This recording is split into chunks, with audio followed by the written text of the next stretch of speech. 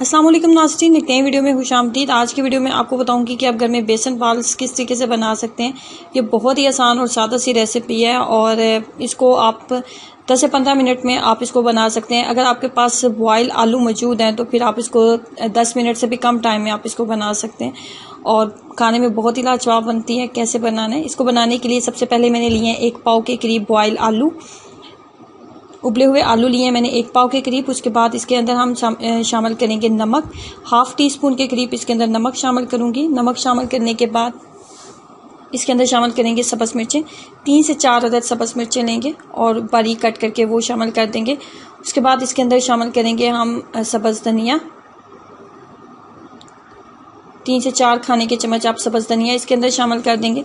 उसके बाद इसके अंदर शामिल करेंगे काली मिर्च का पाउडर, 1 टीस्पून के करीब आप इसके अंदर काली मिर्च का पाउडर शामिल कर लें। तमाम मिक्सचर को हाथों की मदद से अच्छे तरीके से मिक्सअप करें और इसको एक मुनासिब सी आप बिल्कुल एक जैसे बॉल की शक्ल होती है, छोटे छोटे हम इसके बॉल्स बना लेंगे।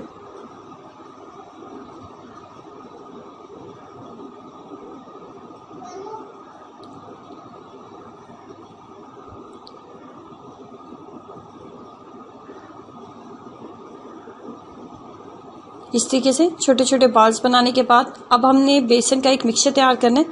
बेसन लेंगे तकरीबन हाफ कप के करीब आप बेसन ले लें। हाफ कप के करीब बेसन लेने के बाद इसके अंदर आप डालेंगे नमक, हाफ टी स्पून के करीब नमक डालेंगे।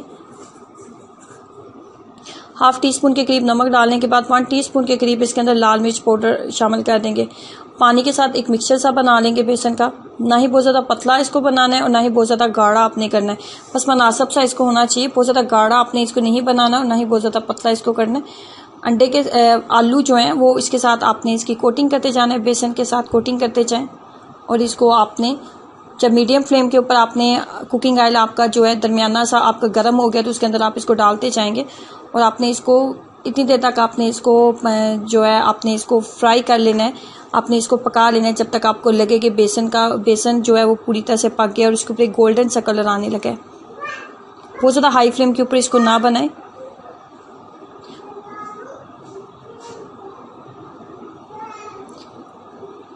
ये खाने में बहुत ही लाजवाब बनते हैं, ज़रूर ट्राई कीजिएगा। और अफ्तार के लिए एक बहुत ही आसान और सादा सी रेसिपी है। समटाइम ऐसा होता है कि अफ्तारी के लिए बहुत कम टाइम होता है और झटपट कोई आसान और सादा सी रेसिपी अगर आप चाहते हैं तो इसको आप बना सकते हैं। आपको और आपके बच्चों को बहुत पसंद आएगी, ज़रूर ट्राई कीजिएगा और अपना एक्सपीरियंस मेरे साथ ज़रूर शेयर करें।